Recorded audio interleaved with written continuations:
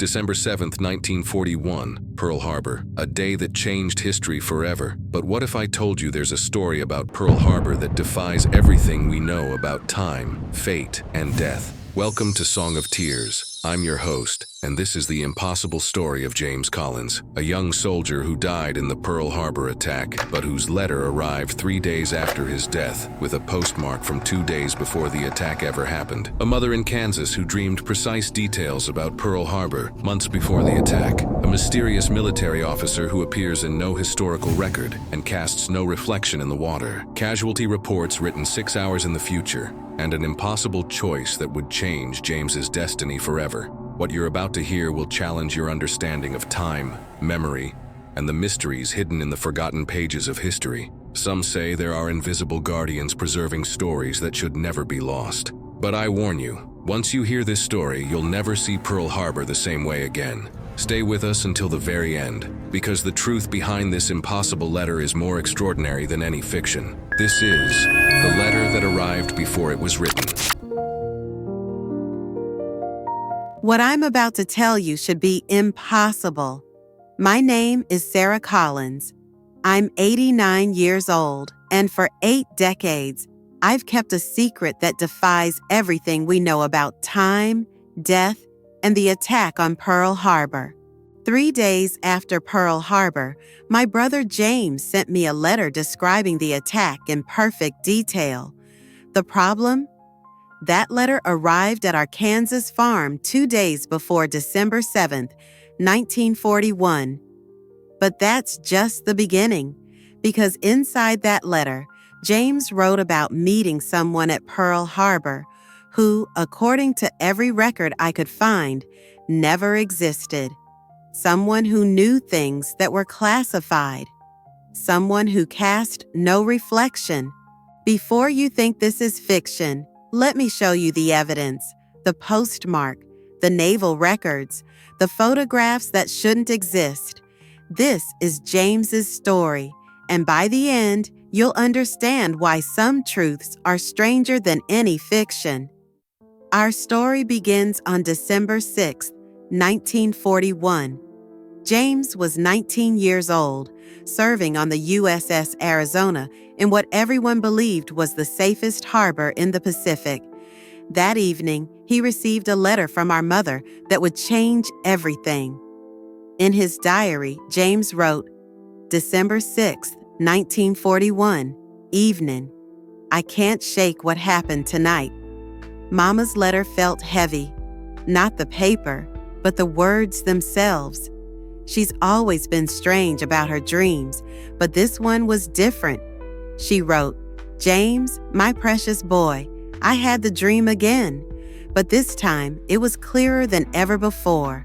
I saw fire raining from the sky and ships. Oh God, the ships were screaming, metal screaming like wounded animals. And there was a man in uniform I'd never seen before, but somehow knew. He was looking for you, James, calling your name through the smoke. The strangest part? She described Pearl Harbor perfectly. Every detail of the harbor, the way the morning light hits the water, the sound the ships make when they rock against their moorings. But our mother had never left Kansas, never even seen the ocean. What James didn't know, what none of us knew then, was that Mama had been having these dreams for months. After the attack, I found her journal hidden in the attic, page after page of detailed visions, specific ship names, exact times, even the weather conditions of December 7th, all written weeks before it happened. But the most disturbing entry was the last one, dated December 8th, the day after the attack. The man with no reflection found my James. God help us all. On the morning of December 7th, 1941, James woke up an hour before his shift, which never happened. Something pulled him out of sleep, not a sound, but a feeling, like the air itself was holding its breath. Walking the deck in the pre-dawn darkness, he noticed things he'd never paid attention to before.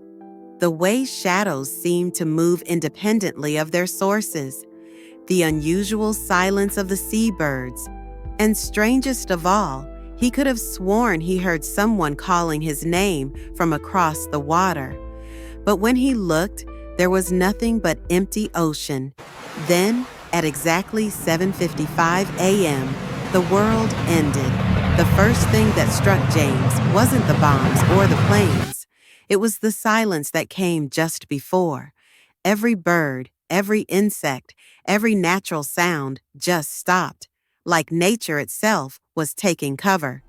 Then he saw him, standing on the deck of the Oklahoma, completely motionless as chaos erupted around him, was a naval officer James had never seen before. While everyone else was running, screaming, diving for cover, he just watched. And somehow, despite the distance and the smoke and the madness, James could feel him looking directly at him. This is where James's account begins to differ from every other Pearl Harbor testimony I've ever read. In his letters, he mentions this mysterious officer 7 more times over the following 3 days. But here's what's strange. I've spent decades researching, contacting survivors, checking naval records. No one else ever saw this man. Not once, not anywhere. James was helping pull men from the water when he heard it again. His name clear as day, cutting through the noise like a knife through silk. He turned, and there he was, not 10 feet away, standing on a piece of deck that should have been underwater, his uniform somehow untouched by smoke or flame. "James," the officer said, and his voice carried impossibly well over the chaos. "Captain Reynolds is waiting for you." Now, here's the thing that still gives me chills. James had never told anyone his first name on the ship. Everyone knew him as Collins, only Collins, but this man knew. "Who are you?" James called out, but the officer was already walking away, moving through the destruction like he was strolling through a peaceful park. James followed him. Through burning corridors and collapsing bulkheads, he followed this impossible man who seemed to know exactly where he was going. Men were dying all around them, but wherever the officer stepped, the path was clear. The smoke parted, the flames pulled back. It was like the disaster itself was making room for him. The records show that Captain Reynolds died in his quarters at 8:03 a.m., 8 minutes after the attack began.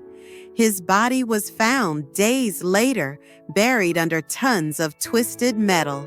But according to James's letter, he spoke with Reynolds for nearly 20 minutes during the attack.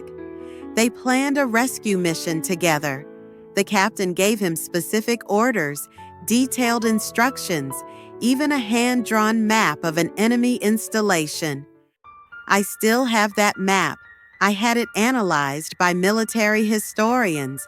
The level of detail is extraordinary, accurate down to the placement of individual trees and rocks.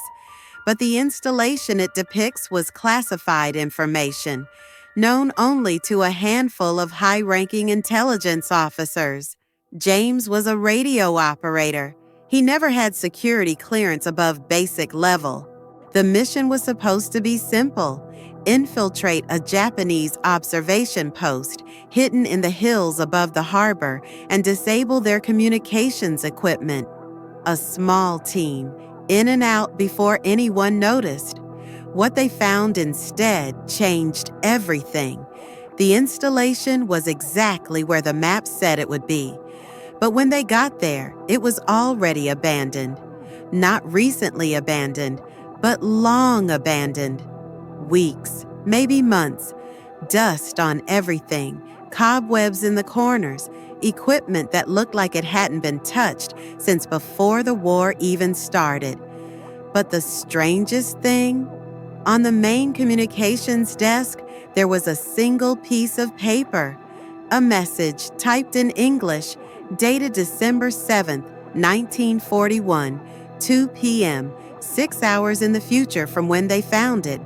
It was a casualty report from Pearl Harbor, complete, accurate, down to the individual names of men who were, at that moment, still alive, including James's name, Seaman James Collins, USS Arizona, lost at sea, body never recovered. That message is why James wrote his final letter to me, not because he was dying, but because according to that impossible document, he was already dead.